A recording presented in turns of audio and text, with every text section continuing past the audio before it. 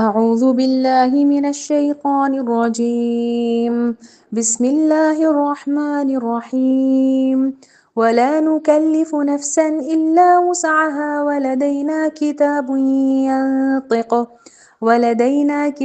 ينطق بالحق وهم لا يظلمون. بل قلوبهم في غمرة من هذا ولهم أعمال من دون ذلك هم لها عاملون. صدق الله العظيم. الحمدللہ رب العالمین، الصلاۃ والسلام علی رسولہ الکریم وعلی آلہ وصحبہ اجمعین، اما بعد، فاعوذ باللہ من الشیطان الرجیم، بسم اللہ الرحمن الرحیم۔ شروع کرتی ہوں اللہ رب العالمین کے نام کے ساتھ جو بڑا مہربان اور رحم فرمانے والا ہے۔ محترم و معزز سامعین کرام، السلام علیکم ورحمۃ اللہ وبرکاتہ۔ ابھی آپ سورہ مومنون کی آیت نمبر 62 اور 63 کی تلاوت سماعت فرما رہی تھی۔ آئیے ایک ترجمہ اس کا سنتے ہیں۔ اللہ تعالیٰ ارشاد فرماتا ہے، ہم کسی شخص کو اس کی مقتدرت سے زیادہ کی تکلیف نہیں دیتے، اور ہمارے پاس ایک کتاب ہے جو ہر ایک کا حال ٹھیک ٹھیک بتا دینے والی ہے، اور لوگوں پر ظلم ہر بہرحال نہیں کیا جائے گا، مگر یہ لوگ اس معاملے سے بے خبر ہیں، اور ان کے اعمال بھی اسی طریقے سے جس کا اوپر ذکر کیا گیا ہے مختلف ہیں۔ صدق اللہ العظیم۔ سامعین کرام، یہ ہے آیت نمبر 62 اور 63 کی تلاوت، مطلب جو ہے ترجمہ آپ کے سامنے پیش کیا گیا ہے۔ اس سے پہلے پچھلی جو ویک میں ہم نے سورہ مومنون کی آیت نمبر 57 سے 61 تک کی آیات، جس میں مومنین کے 5 صفات ہمارے سامنے تفسیر کے ساتھ آئے تھے، اور وہ جو صفات مطلب بیان کیے گئے تھے وہ صفات اس طرح مطلب جو ہے ہمارے سامنے آیات کریمہ کے ذریعے سے آئی کہ وہ لوگ خدا کے خوف سے ڈرنے والے ہیں، اللہ کے آیات پر ایمان لانے والے ہیں، کسی کو شریک نہیں کرتے، کسی کو کچھ دیتے ہیں تو ڈرتے ہوئے دیتے ہیں، اور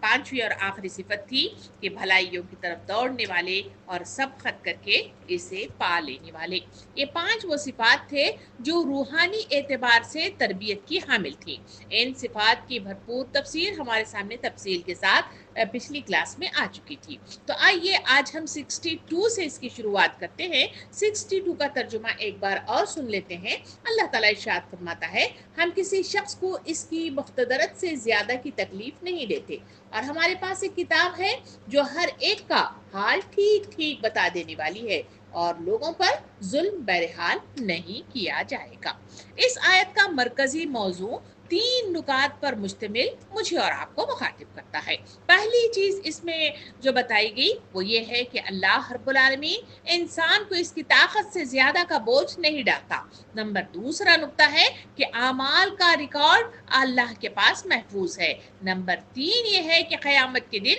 کسی پر ظلم نہیں کیا جائے گا۔ بظاہر تو یہ آیت بہت چھوٹی سی لگتی ہے اور چھوٹا سا موضوع لگتا ہے، اگر اس کو کھولیں تو اس کے اندر جو وسعت مضمون موجود ہے وہ مجھے اور آپ کو جھنجھوڑنے کے لیے، ایمان کو تقویت بخشنے کے لیے، اور مجھے اور آپ کو اللہ کی طرف راغب ہونے اور اپنی بہترین تیاری کے ساتھ جنت الفردوس کا انعام پانے کے لیے تیار کر سکتی ہے۔ تو آئیے اس مطلب جو ہے آیت کو ان 3 نکات کے تحت ایک ایک کر کے اس کو سمجھنے کی کوشش کرتے ہیں، تاکہ اس کا صحیح فہم پیغام مجھے اور آپ کو مطلب جو ہے معلوم ہو جائے، اور اس کے ذریعے سے ہم اپنی تربیت کا سامان کر سکیں۔ سامعین اکرام، اس آیت کے نزول کا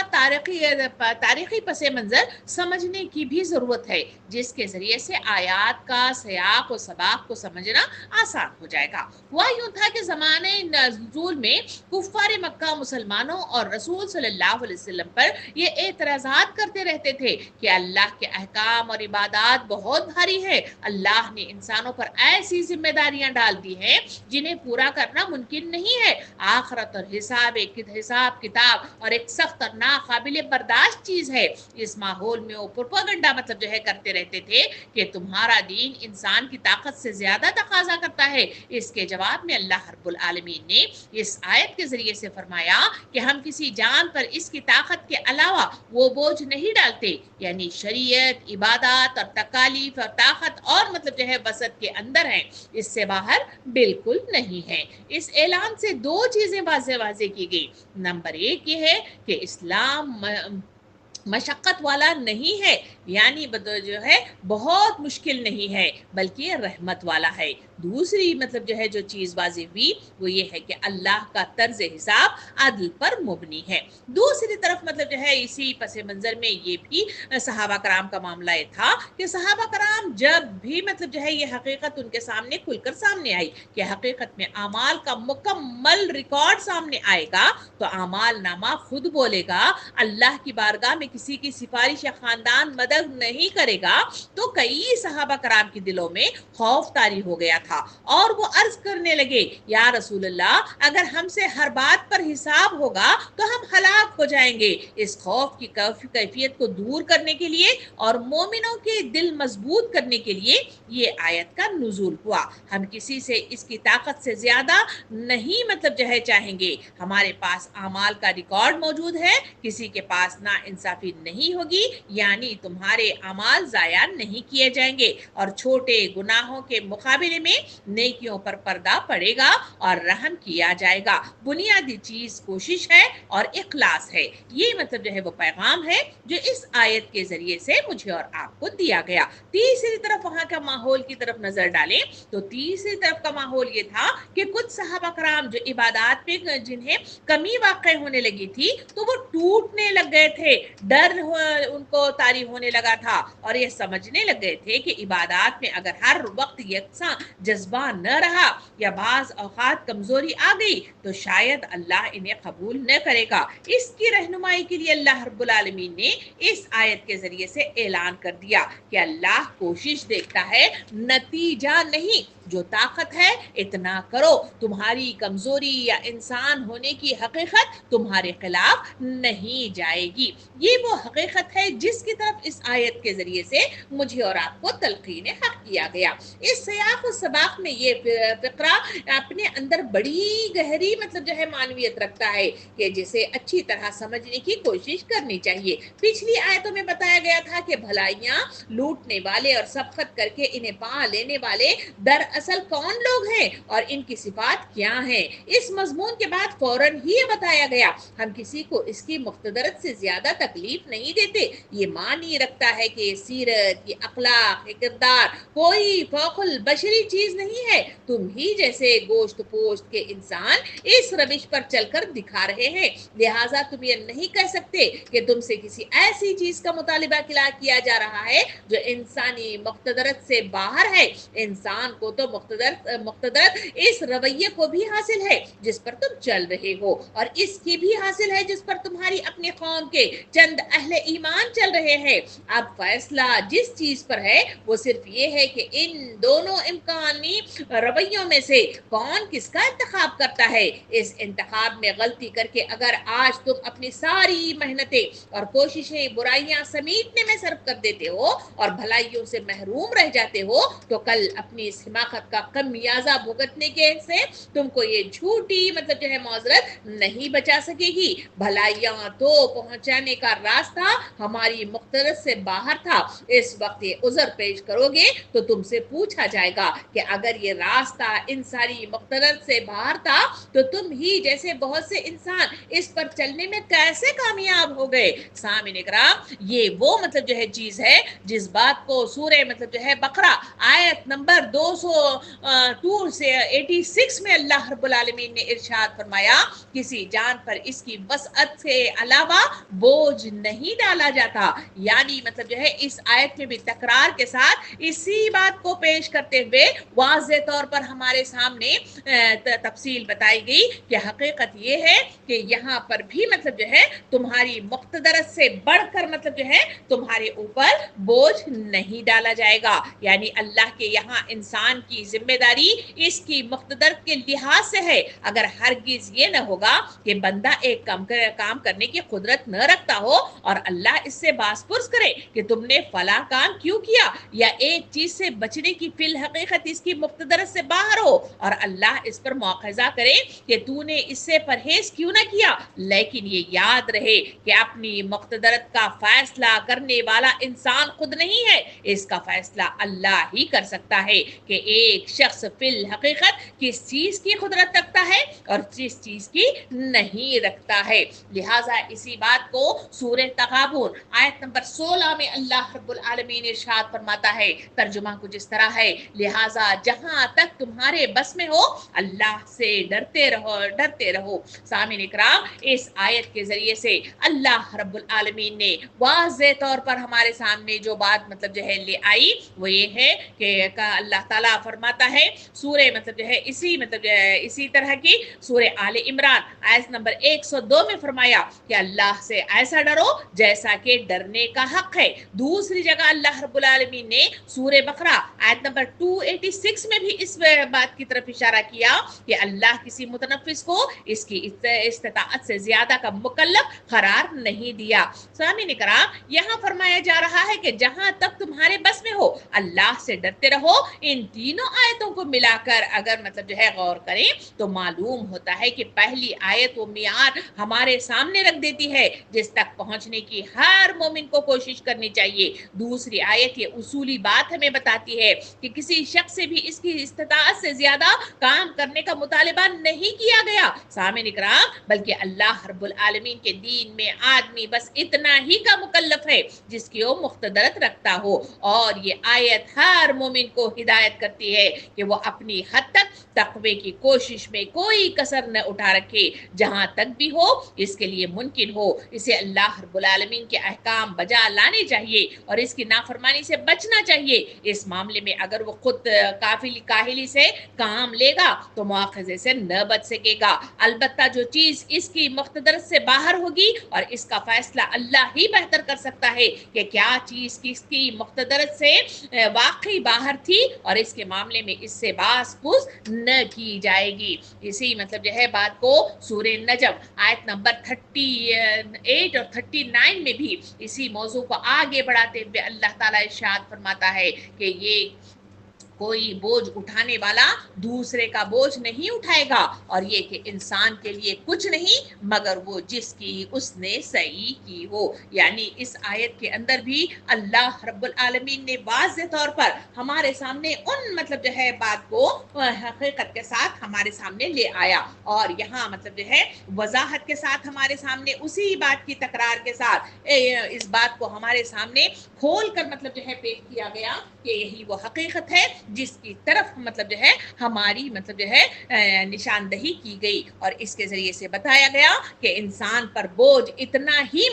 ڈالا جاتا ہے جتنے کا وہ مکلف ہوتا ہے۔ سامعین اکرام، اس آیت میں جو آپ کے سامنے سورہ نجم کی آیت نمبر 38 اور 39 پڑھی گئی، اس آیت سے 3 بڑے اصول ہمارے سامنے واضح ہو کر آتے ہیں۔ ایک کہ ہر شخص خود اپنے فعال کا یعنی اپنے کام کا ذمہ دار ہے، دوسرا یہ ہے کہ ایک شخص کے فعل کی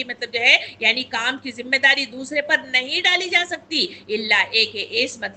کام کے صدور میں اس کا اپنا کوئی حصہ ہو۔ تیسری چیز یہ ہے کہ کوئی شخص اگر چاہے بھی تو کسی دوسرے شخص کے کام کی ذمہ داری اپنے اوپر نہیں لے سکتا، اصل مجرم کو اس بنا پر چھوڑا جا سکتا ہے کہ اس کی جگہ سزا بھگتنے کے لیے کوئی اور آدمی اپنے آپ کو پیش کر رہا ہو۔ سامعین اکرام، اس آیت کے اندر جو بات بتائی گئی اور یہ کہ انسان کے لیے وہ کچھ نہیں ہے جو مگر وہ جس کی اس نے صحیح کی ہے، اس ارشاد سے بھی 3 اہم اصول ہمارے سامنے نکلتے ہیں۔ ایک یہ ہے کہ ہر انسان جو کچھ بھی پائے گا اپنے اعمال کا پھل پائے گا، دوسرے یہ ہے کہ اس شخص کے عمل کا پھل دوسرا نہیں پا سکتا الا ایک کہ اسے عمل میں اس کا اپنا کوئی حصہ ہو، تیسرے ایک کہ کوئی شخص صحیح وہ عمل کے بغیر کچھ نہیں کر سکتا۔ سامعین اکرام، یہ وہ تفصیل تھی جو اس آیت کے ذریعے سے ہمارے سامنے کھل کر سامنے آئی۔ اس آیت میں اللہ رب العالمین نے اٹل اصول ہمارے سامنے بیان کیا کہ نجات، کامیابی اور درجات کوشش کے ساتھ وابستہ ہے، صرف تمناؤں، دعووں یا خاندان اور نسب سے کامیابی نہیں مل سکتی۔ اللہ کو جو سامنے پیش کیا گیا ہے اس उसका नतीजा उसके सामने पेश होने वाले मतलब जो है वो अमाल है जिस पर वो मतलब जो है इख्तियार रखता है कि किसको क्या मर्तबा अता किया जाएगा। नबी करीम सल्लल्लाहु अलैहि वसल्लम ने हदीस मुबारका में इरशाद फरमाया, हर शख्स वही पाएगा जिसकी इसने कोशिश होगी। हजरत इब्ने अब्बास रज़ी अल्लाह अन्हु फरमाते हैं कि अल्लाह ताला ने हर शख्स से वही पूछेगा जो इसे दिया गया। जिसको ज्यादा नेमतें मिली इससे ज्यादा हिसाब लिया जाएगा और जिसे कम मिला इससे कम पूछ-गूछ होगी। इसी बात को इमाम इब्ने कसीर रहमतुल्लाह अलैह फरमाते हैं कि इस आयत में अल्लाह रब्बुल आलमीन ने अपनी रहमत, अपने अदल और अपने निज़ाम जज़ा को एक जुमले में वाज़ेह करके हमारे सामने इस आयत के जरिए से पेश किया। इसी आयत की तफसीर बयान करते हुए इमाम तिबरी रहमतुल्लाह अलैह फरमाते हैं कि जो शख्स अपनी ताकत के मुताबिक कोशिश करे वो अल्लाह के नज़दीक माजूर नहीं होता बल्कि मकबूल होता है, चाहे नतीजा हासिल न भी हो जाए। सामीन इकराम, ये वो पहला नुक्ता था जिसमें किसी शख्स की मुख्तदरत से मतलब ताकत से बढ़कर इसे तकलीफ नहीं दी जा सकती के मामले में ये तफसीलात हमारे सामने मतलब आती है। इस आयत का दूसरा नुक्ता जो हमारे सामने आता है वो ये है कि हमारे पास एक किताब है और जो हर एक का हाल ठीक ठीक बयान करती है। ये दूसरा नुक्ता है जो इस आयत के अंदर वाज़ेह तौर पर हमारे सामने पेश किया गया। इसी मतलब जो है बात को अल्लाह रब्बुल आलमीन ने इस आयत के जरिए से मुझे और आपको बतलाया कि एक किताब है जो मतलब जो है बाकायदा तौर पर हम नोट कर रहे हैं और इसे बाकायदा लिखते चले जा रहे हैं और मतलब जो है ठीक ठीक इसका हिसाब किताब नाप तोल कर तुम्हारे सामने पेश किया जाएगा। सामीन इकराम, किताब से मुराद नामा अमाल है जो हर एक शख्स का अलग अलग मुरतब हो रहा है, जिसमें उसकी एक एक बात, एक एक हरकत, हत्ता के ख्यालात और इरादों तक की एक एक हालत उसमें लिखी जा रही है। इसके मुतल्लिक़ सूरे कहफ में मतलब जो है सूरे कहफ आयत नंबर मतलब जो है आयत नंबर मिसिंग हो रहा है, इसमें मतलब जो है अल्लाह रब्बुल आलमीन ने वाज़ेह तौर पर हमारे सामने मतलब जो है इस तरह बयान करता है कि जिसका तर्जुमा कुछ यूं है, और नामा अमाल सामने रख दिया जाएगा, फिर तुम देखोगे कि मुजरिम लोग इनके इंदराजात से डर रहे होंगे और कह रहे होंगे कि हाय हमारी कमबख्ती, एक ऐसी किताब है कि हमारी कोई छोटी या बड़ी हरकत ऐसी नहीं रह गई जो इसमें दर्ज न की गई हो। जो कुछ उन्होंने किया था वो सब अपने सामने हाजिर पाएंगे और तेरा रब किसी पर जुल्म करने वाला नहीं है। ये आयत है सूरे कहफ की आयत नंबर 49 और मतलब जो है इस आयत के जरिए से भी अल्लाह रब्बुल आलमीन ने वाज़ेह फरमाया कि वो किताब कैसी होगी, ऐसी मतलब जो है मजबूत किताब जिसमें जर्रा बराबर भी मतलब जो है उसमें कमी नहीं होगी, बल्कि मतलब जो है खुलकर हर बात को इसमें वाज़ेह करके हमारे सामने पेश कर दिया जाएगा। इसी बात को मतलब जो है सूरे यासीन आयत नंबर 12 की मतलब जो है आयत का मुतालिया करें तो उसके अंदर भी अल्लाह रब्बुल आलमीन इसी बात को दूसरे अंदाज में इस तरह मतलब जो है इरशाद फरमाया, तर्जुमा कुछ इस तरह है कि हम यकीनन एक रोज मुर्दों को जिंदा करने वाले हैं और जो कुछ अफआल उन्होंने किए हैं वो सब हम लिखते जा रहे हैं और जो कुछ आसार उन्होंने पीछे छोड़े हैं वो भी हम मतलब जो है सबत यानी लिखते जा रहे हैं। हर चीज को हम खुली किताब में दर्ज किए जा रहे हैं। ये वो आयत है जो मतलब जो है मुझे और आपको मतलब जो है तफसील बताती है कि इंसान का नाम आमाल 3 किस्म के इंदराजात पर यानी मतलब जो है जो उसमें फिल होता है वो 3 मतलब जो है इससे इंदराजात पर मुश्तमिल होता है। एक ये है कि हर शख्स जो कुछ भी अच्छा या बुरा अमल करता है वो अल्लाह रब्बुल आलमीन के दफ्तर में लिख दिया जाता है। दूसरे ये है कि अपने गिरदो पेश के अशिया और खुद अपने जिस्म के आज़ा जो नकूश भी इंसान मतलब जो है मुर्तसम करता है वो सब के सब मतलब जो है उसमें लिखे जाते हैं और ये सारे नकूश एक वक्त इस तरह उभर कर आएंगे कि इसकी अपनी आवाज सुनी जाएगी, इनके अपने ख्यालात और नीयतों और इरादों की पूरी दास्तान इनके लूहे जहन पर लिखकर नजर आएगी और सारे के सारे और इसके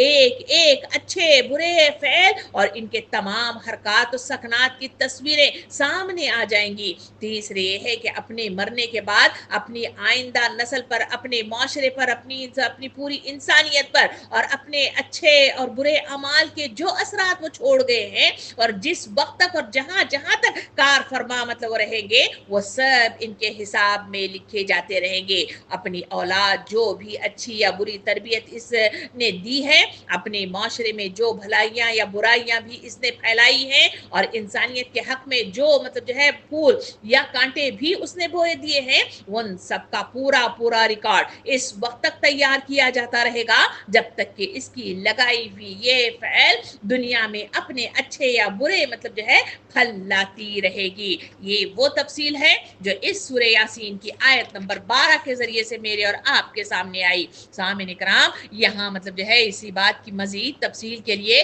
سورہ قمر آیت نمبر 52 اور 53 کی طرف جائیں تو وہاں پر بھی اللہ رب العالمین مجھے اور آپ کو یوں مخاطب کرتا ہے. اللہ تعالیٰ فرماتا ہے کہ جو کچھ انہوں نے کیا ہے وہ سب دفتروں میں درج ہے اور ہر چھوٹی اور بڑی بات لکھی ہوئی اس میں موجود ہے. یعنی اس آیت میں بھی اللہ رب العالمین نے واضح طور پر ہمارے سامنے بات کو کھول کر پیش کر دیا کہ جو لوگ اس غلط فہمی میں نہ رہے کہ ان کا کیا دھرا کہیں غائب ہو گیا ہے. نہیں, ہر شخص, ہر مطلب جو ہے گروہ اور ہر قوم کا پورا ریکارڈ اللہ کے پاس محفوظ ہے اور وہ اپنے کام پر وہ مطلب جو ہے وقت پر اس کو سامنے لا کر کھڑا کر دیا جائے گا. سامعین کرام, اسی بات کو مزید سمجھنے کے لیے سورہ بنی اسرائیل آیت نمبر 13 اور 14 میں اللہ رب العالمین نے یوں ارشاد فرمایا. ترجمہ اس طرح ہے کہ اللہ تعالیٰ فرماتا ہے کہ ہر انسان کا شگون ہم نے اس کے اپنے گلے میں لٹکا دیا ہے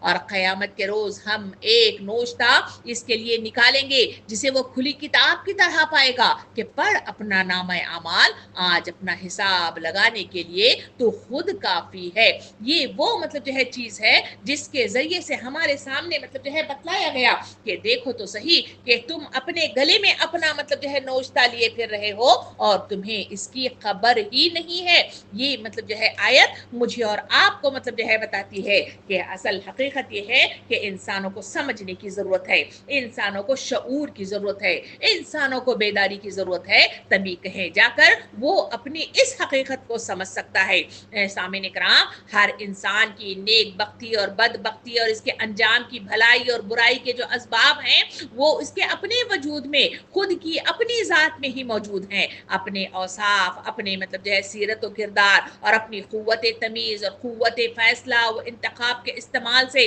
وہ خود ہی اپنے آپ کو سعادت کا مستحق بھی بنا سکتا ہے اور شقاوت کا بھی مطلب جو ہے مستحق بنا سکتا ہے. نادان لوگ اپنی قسمت کے شگون باہر لیتے پھرتے ہیں مگر حقیقت یہ ہے کہ ہمیشہ خارجی اسباب ہی کو اپنی بدبختی کا ذمہ دار بھی ٹھہراتے ہیں, مگر حقیقت یہ ہے کہ ان کا پروانہ خیر و شر ان کے اپنے گلے کا ہار ہے اور وہ اپنی گردن میں منہ ڈالیں تو دیکھ لیں کہ جس چیز نے ان کو بگاڑا ہے اور تباہی کے راستے پہ ہمیں ڈال دیا ہے, آخر کار غائب و خاسر بنا کر ہمیں چھوڑ دیا ہے, وہ ان کے لیے اپنے ہی برے اوصاف اور برے فیصلے ہیں. نہیں کہ باہر سے آ کر کوئی چیز زبردستی ان پر مسلط نہیں کی جاتی بلکہ خود مطلب جو ہے ان کا اپنا کرتوت ہے جس کی وجہ سے وہ مطلب جو ہے یا تو کامیاب ہوتے ہیں یا تو ناکامی کا شکار ہو جاتے ہیں. اسی بات کو حدیث مبارکہ میں نبی کریم صلی اللہ علیہ وسلم نے یوں ارشاد فرمایا کہ بندے کے ہر عمل, ہر لفظ اور یہاں تک کہ دل کے ارادے بھی جنت میں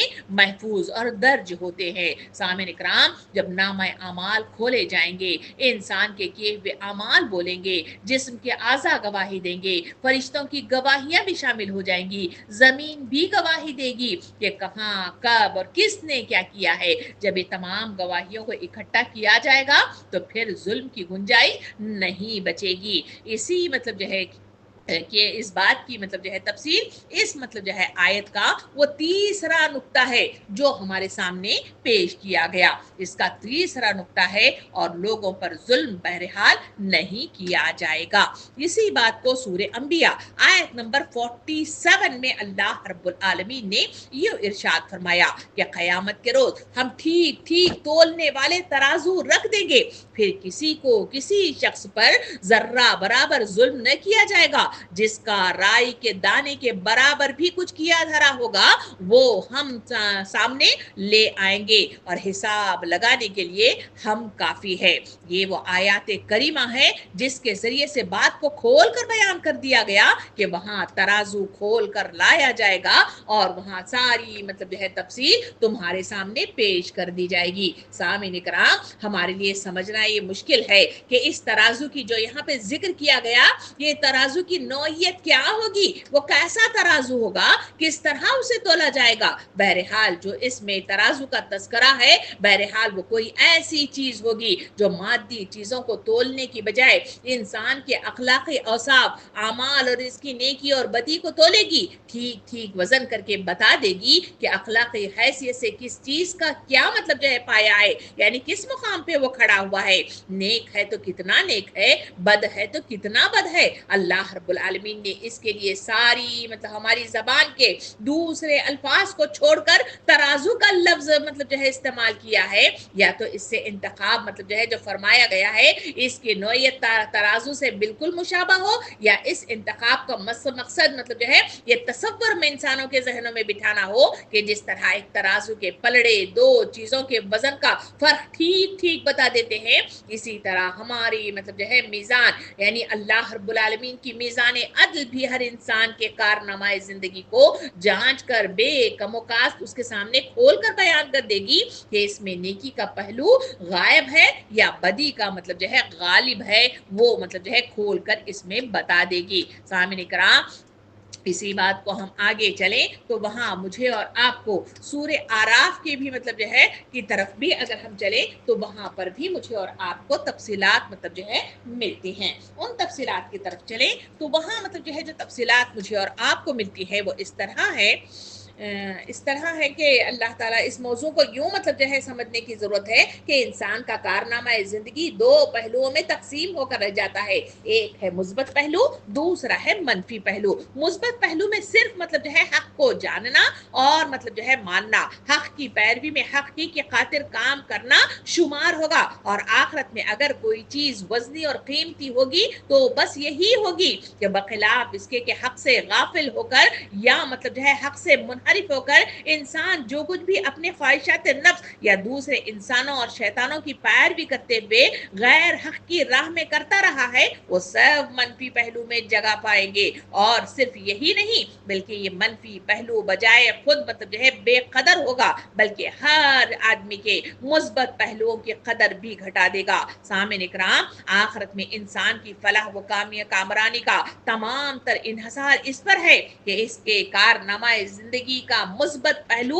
اس کے مطلب جو ہے منفی پہلو پر غالب ہو، اور نقصانات میں بہت کچھ دے دلا کر بھی اس کے حساب میں کچھ نہ مطلب جو ہے بچا رہ جائے۔ رہا وہ شخص جس کی زندگی کا منفی پہلو اس کے تمام مثبت پہلوؤں کو دبا لے تو اس کا حال بالکل اس دیوالیے تاجر کا سا ہوگا جس کی ساری پونجی خساروں کے بختان اور مطلب جو ہے بھگتنے اور مطالبات ادا کرنے ہی میں کب گئی ہو، اور پھر بھی کچھ نہ کچھ مطالبات اس کے ذمے باقی رہ ہی گئے ہوں۔ اسی بات کو سورہ مومن آیت نمبر 17 میں اللہ تعالیٰ یوں ارشاد فرماتا ہے کہ آج ہر متنفس کو اس کی کمائی کا بدلہ دیا جائے گا جو اس نے کی تھی، آج کسی پر ظلم نہیں کیا جائے گا۔ یعنی اس آیت کے ذریعے سے بھی وہی بات کی مزید تکرار کے ساتھ بتایا گیا کہ ہر متنفس یعنی ہر جان کو انفرادی اعتبار سے وہاں جو کچھ بھی دیا جائے گا وہاں مطلب جو ہے کھول کھول کر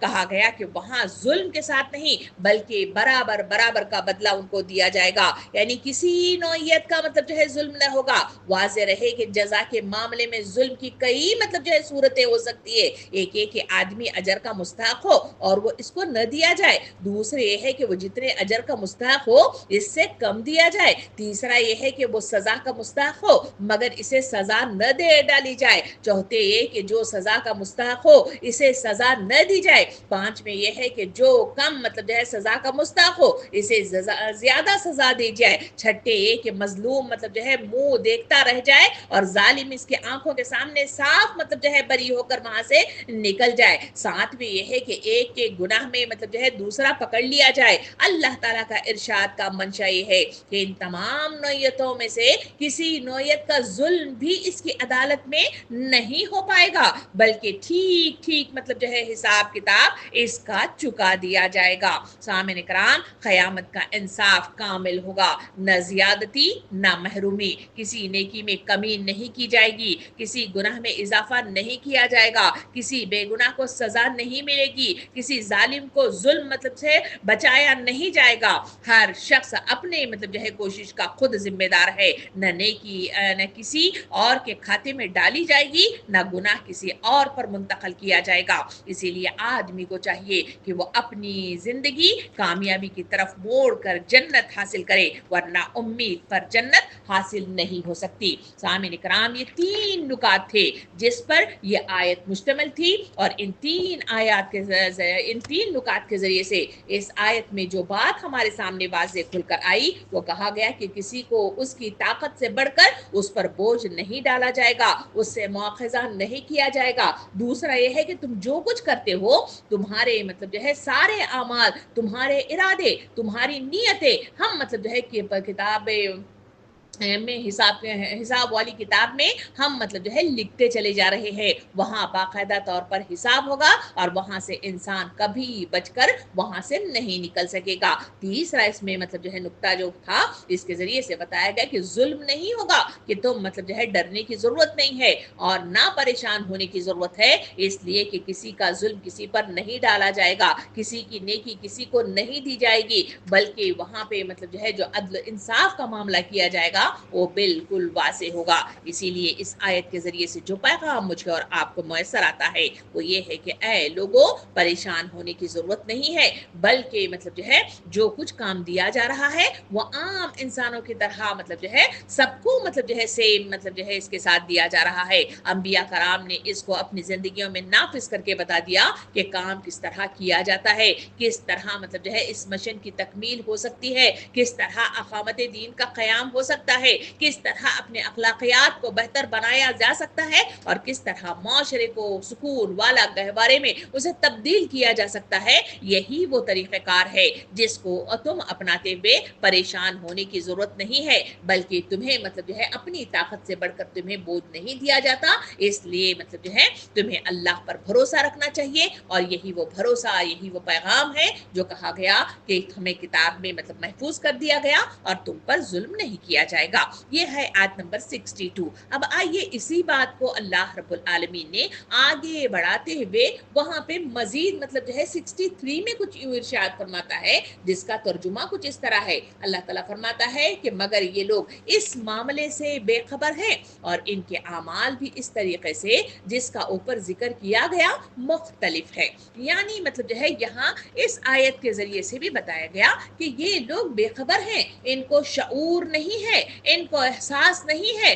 कि जो कुछ कर रहे हैं वो सही है या गलत है। सामिन इकराम, ये आयत मुझे और आपको झिझोड़ने के लिए है, मुझे और आपको उभारने के लिए है। इस आयत के जरिए से मतलब जो है मुझे और आपको बताया गया कि जो कुछ वो कर रहे हैं, कह रहे हैं, सोच रहे हैं, ये सब कुछ कहीं दर्ज हो रहा है और कभी इसका हिसाब किताब भी होने वाला है। ये एहसास पैदा कराना इस आयत का मकसूद है। इंसान अगर सोच ले कि वो जो कुछ सोच रहा है, जो कुछ कर रहा है और जो कुछ इरादा मतलब जो है मुरतब कर रहा है वो सब कुछ एक किताब में महफूज है, तो फिर इंसान अपने नामा आमाल पर नजरसानी करेगा और इसके जरिए से अपने आमाल को सुधारने की हत्तल इम्कान कोशिशें करता रहेगा। सामिन इकराम, ये आयत कुफ्फार मक्का और ऐसे लोगों के मतलब जो है सिलसिले में इरशाद हुई है जो कुरान के दलाइल और ईमान की दावत सामने होने के बावजूद गफलत, सरकशी خواہشی اور دنیا پرستی میں ڈوبے رہنے والی وہ مطلب جو ہے شخصیات ہیں جس کی طرف اس آیت کے ذریعے سے انہیں جھنجھوڑنے کی کوشش کی گئی ہے۔ اللہ تعالیٰ فرماتا ہے کہ ان کے دل سچائی کو دیکھنے کے قابل نہیں رہے، دنیا کی خواہش اور گناہوں نے ان کے دلوں کو لپیٹ لیا ہے، وہ ایسے گناہوں کاموں میں مصروف ہیں جس سے وہ باز آنے کو تیار نہیں ہے، یعنی راہ خدا نہ دکھائی دیتا ہے نہ قبول ہوتا ہے، کیونکہ دل ان کے بیمار ہیں اور غفلت زدہ ہو چکے ہیں۔ سامعین اکرام، مفسرین کے مطابق یہ آیات مکہ کے ان سرداران کے بارے میں نازل ہوئی جو رسول صلی اللہ علیہ وسلم کا پیغام سنتے تھے، قرآن کے کلام کی حقانیت سمجھتے تھے، مگر غرور دنیا داری اور ضد کی وجہ سے تسلیم نہیں کرتے تھے۔ اسی بات کو آج کے حالات کی طرف اگر تھوڑا سا مطلب جو ہے پھیر کے دیکھیں تو آج بھی بہت سارے لوگ ہیں جن کے سامنے قرآن مجید کو دہرایا جاتا ہے، اس کی تفسیر پیش کی جاتی ہے، اس کے نکات کو سامنے لایا جاتا ہے،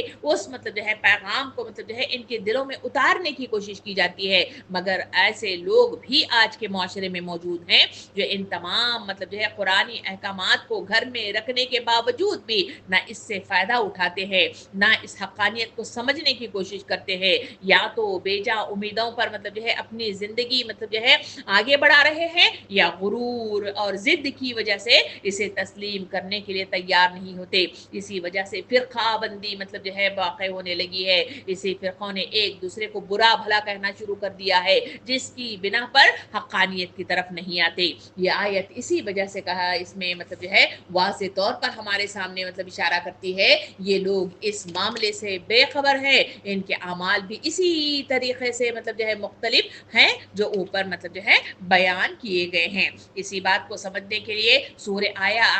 آراف آیت نمبر 179 میں اللہ رب العالمین یوں ارشاد فرماتا ہے، ترجمہ کچھ اس طرح ہے، ان کے پاس دل ہے مگر وہ سوچتے نہیں ہیں، ان کے پاس آنکھیں ہیں مگر وہ دیکھتے نہیں ہیں، ان کے پاس کان ہیں مگر وہ سنتے نہیں ہیں، وہ جانوروں کی طرح ہیں بلکہ ان سے بھی زیادہ گئے گزرے ہیں، یہ وہ لوگ ہیں جو غفلت میں کھوئے ہوئے ہیں۔ سامعین اکرام، اسی بات کو نبی کریم صلی اللہ علیہ وسلم نے حدیث مبارکہ میں یوں مطلب جو ہے پیش کیا، اللہ تعالیٰ کے رسول صلی اللہ علیہ وسلم نے فرمایا کہ جب بندہ گناہ کرتا ہے تو اس کا دل ہر ایک سیاہ نقطہ اس پر پڑ جاتا ہے، پھر اگر وہ توبہ کرتا ہے تو دل صاف ہو جاتا ہے، اور اگر گناہوں پر قائم رہتا ہے تو سیاہی بڑھتی رہتی ہے یہاں تک کہ پورے دل کو ڈھانپ لیتی ہے۔ مزید ایک حدیث مبارکہ میں نبی کریم صلی اللہ علیہ وسلم نے اس پر روشنی ڈالتے ہوئے یوں ارشاد فرمایا، آگاہ رہو، دل میں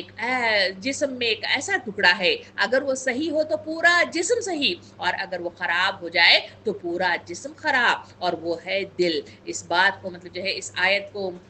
سمجھاتے ہوئے امام ابن کثیر رحمۃ اللہ علیہ یوں فرماتے ہیں کہ دلوں کا غفلت میں ڈوب جانا اس بات کی علامت ہے کہ انسان حق کو دیکھتے ہوئے بھی اختیار نہیں کرتا بلکہ اپنی خواہشات کی پیروی کرتا ہے۔ سامعین اکرام، اسی بات کی تفسیر بیان کرتے ہوئے امام قرطبی رحمۃ اللہ علیہ فرماتے ہیں کہ ان کے اعمال سے مراد و گناہ اور دنیا پرستانہ مطلب جو ہے عادت ہے جن کے ساتھ مطلب جو ہے وہ جڑے ہوئے ہیں اور انہیں چھوڑنے کے لیے تیار نہیں ہے، یہی انہیں ایمان سے محروم رکھتی ہے۔ اس بات کو شیخ سعدی رحمۃ اللہ علیہ یوں بیان کرتے ہیں کہ گناہوں کے ساتھ لگاؤ انسان کی عقل اور حقیقت پسندی چھین لیتی ہے، پھر حق سامنے ہو تب بھی دل اسے قبول نہیں کرتا۔ سامعین اکرام، یہ آیت ان افراد کی حالت بیان کرتی ہے جو اللہ کی طرف سے دی گئی ہدایت، قرآن کی دعوت اور رسالت محمدی صلی اللہ علیہ وسلم کی روشنی کو قبول نہیں کرتے بلکہ اپنی خواہش، دنیا اور گمراہ کاموں میں ڈوبے رہتے ہیں۔ ان کی حالت اس آیت میں بتائی گئی کہ ان کے دل غفلت میں اور ان کے اعمال غلط سمت میں، اور وہ اس انجام کی طرف جا رہے ہیں جس کا انہیں شعور نہیں ہے۔ یہ آیت انسان کی اخلاقی تباہی کا نفسیاتی اصول پیش کرتی ہے۔ جب دل حق کی طرف سے پھرتا ہے تو عمل باطل کی طرف جھک جاتا ہے، اور جب باطل کے عمل کی عادت پختہ ہو جاتی ہے تو حق کے لیے دل کا کھلنا مزید مشکل ہو جاتا ہے۔ اس بات کو سمجھنے کے لیے سورہ انبیاء آیت نمبر 1 اور 2 مطلب جو ہے مجھے اور آپ کو مخاطب ہو گئے، یوں مطلب جو ہے اللہ تعالیٰ مطلب جو ہے پیش کرتا ہے، ترجمہ کچھ اس طرح ہے، لوگوں کے حساب کا وقت قریب آ گیا، لوگوں کے हिसाब का वक्त करीब आ गया, मगर वो अब भी गफलत में मुंह फेरे हुए हैं। इसी बात को सूरह यूनुस आयत नंबर 7 और 8 में अल्लाह ताला इरशाद फरमाता है। तर्जुमा कुछ इस तरह है कि हकीकत ये है कि जो लोग हमसे मिलने की तवक्का नहीं रखते और दुनिया की जिंदगी ही पर राजी और मुतमईन हो गए हैं, और जो लोग हमारी निशानियों से गाफिल हैं, उनका आखिरी ठिकाना जहन्नम होगा, उन बुराइयों की पादाश में जिसका इक्तिसाब वो अपने गलत अकीदे और गलत तर्ज अमल की वजह से करते रहे हैं।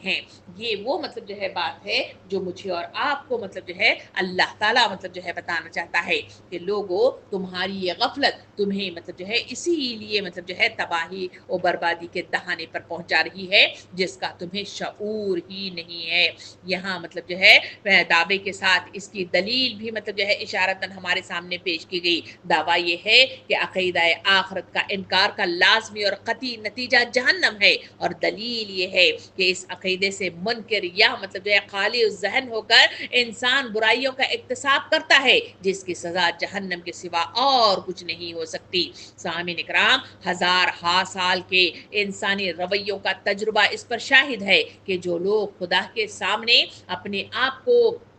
जिम्मेदार और जवाबदार नहीं समझते, वो इस बात का कोई अंदेशा नहीं रखते कि इन्हें आखिरकार अल्लाह को अपने पूरे कारनामे हयात का हिसाब देना है। जो इस मतलब जो है मफरूज़े पर काम करते हैं, जिंदगी बस यही दुनिया की जिंदगी है, जिनके नज़दीक कामयाबी और नाकामी का मियार सिर्फ ये है कि इस दुनिया में आदमी ने जिस कदर खुशहाली, आसाइश, शोहरत और ताकत हासिल की, और जो अपनी इन्हीं मादा परस्ताना तखय्युलात की बिना पर आयात इलाही को नाकाबिल तवज्जो समझते रहे, इसकी पूरी जिंदगी गलत होकर रह जाती है। वो दुनिया में शतर बेमहार बनकर रहते हैं, निहायत बुरे अखलाक और औसाफ का इक्तसाब करते हैं, और मतलब जो है खुदा की जमीन को जुल्म फसाद और फिस्क और फुजूर से भर देते हैं, और इस बिना पर जहन्नम के मुस्तहक हो जाते हैं। इंसान का इनफरादी रवैया और इंसानी गुरोहों का इज्तिमाई रवैया कभी इस वक्त तक दुरुस्त नहीं हो सकता जब तक कि ये शऊर और ये यकीन इंसानी सीरत की बुनियाद में पायबस्त न हो कि हमको अल्लाह के सामने अपने अमाल का जवाब देना है। सामीन इकराम, इस मतलब जो है बात को मजीद मतलब जो है खुल कर मतलब जो है इसके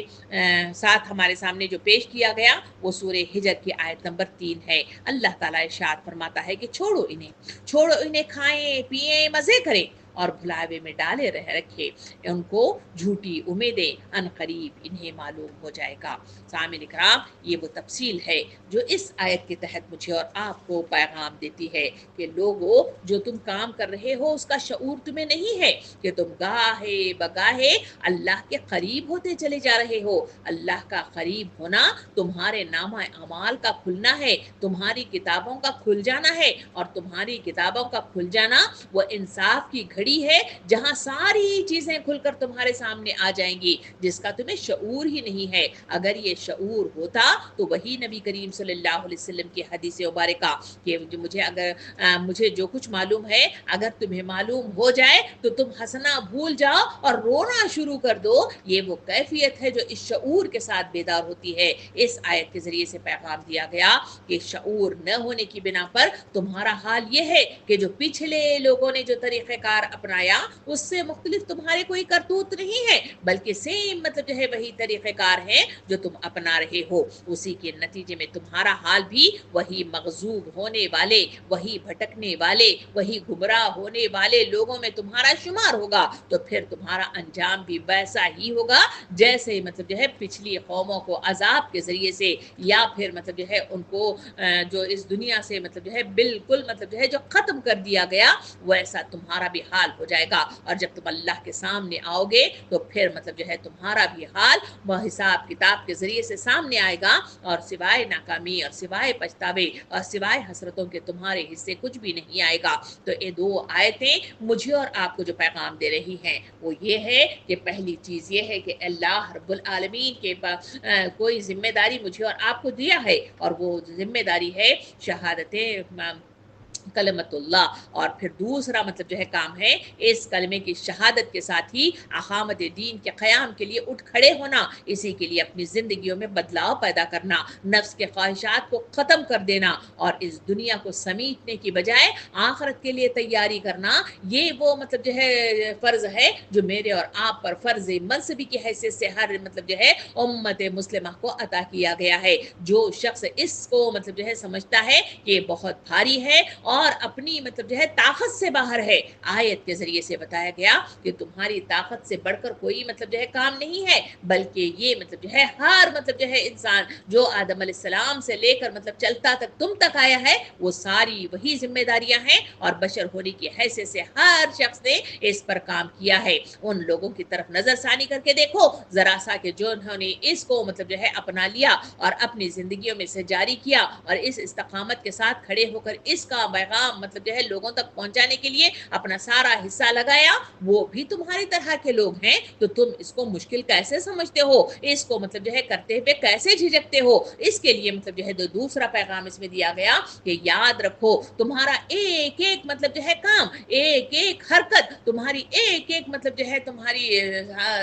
जो मेहनत है वो सारा कुछ मतलब जो है किताबों में महफूज कर दिया जाता है, हत्ता कि तुम्हारे किए गए मतलब जो है इरादे और नीयतें भी मतलब जो है हम महफूज कर लेते हैं और उसी की बिना पर मतलब जो है इंसाफ का मतलब जो है तराजू ला कर रखा जाएगा और उस तराजू में जुल्म नहीं किया जाएगा। इसलिए अपने करतूत, अपने काम और अपनी मतलब जो है जद्दोजहद पर हमेशा निगाह रखो, वरना मतलब जो है न मौत के दबोच लेने के बाद, सकरात में दाखिल हो जाने के बाद फिर वहां से मतलब जो है सिवाय मतलब जो है पछतावे और सिवाय हसरतों के न वापसी है और ना ही मतलब जो है वहां तुम्हें मौका दिया जाएगा। इसी वजह से इसमें आखिरी पैगाम दिया गया कि तुम्हें शऊर नहीं है, इसलिए अल्लाह से जीते जागते ज़मीर का तकाजा करो, अल्लाह से बेहतरीन मतलब जो है शऊर का तकाजा करो, क्योंकि वो शऊर न होने की बिना पर तुम्हारे जो करतूत मतलब जो है सामने आ रहे हैं वो भटके हुए मगजूब लोगों की तरह मतलब जो है आ रहे हैं। इस वजह से सोचो, गौर फिक्र करो अपने तमाम मामलात के अंदर और मतलब जो है अपने नामा अमाल पर और अपनी इस्लाह का सामान करो। ये वो पैगाम है जो इन दो आयतों के जरिए से मुझे और आपको झिझोड़ रहा है, मुझे और आपको बेदार कर रहा है, मेरे और आपके अज़ाइम में पुख्तगी पैदा कर रहा है और मेरे और आपके नामा अमाल पर एक नज़र डालने के लिए मुझे और आपको दावत दे रहा है। अल्लाह रब्बुल आलमीन से दुआ है कि मुझे और आपको शऊर की बेदारी अता फरमाए, सही मानों में अपनी मतलब जो है किरदार की मतलब जो है बेहतरीन तब्दीली के लिए मौका इनायत फरमाए और जो कुछ मतलब जो है कसूर हुए हैं अल्लाह ताला उसे माफ़ फरमाए और मतलब जो है जो मौका मतलब जो है मिला है इसके ज़रिए से अपनी ज़िंदगी को सही रास्ते पर गामज़न करने की मुझे और आपको तौफीक अता फरमाए। आमीन। व आखिरु दावाना अनिल हम्दुलिल्लाहि रब्बिल आलमीन।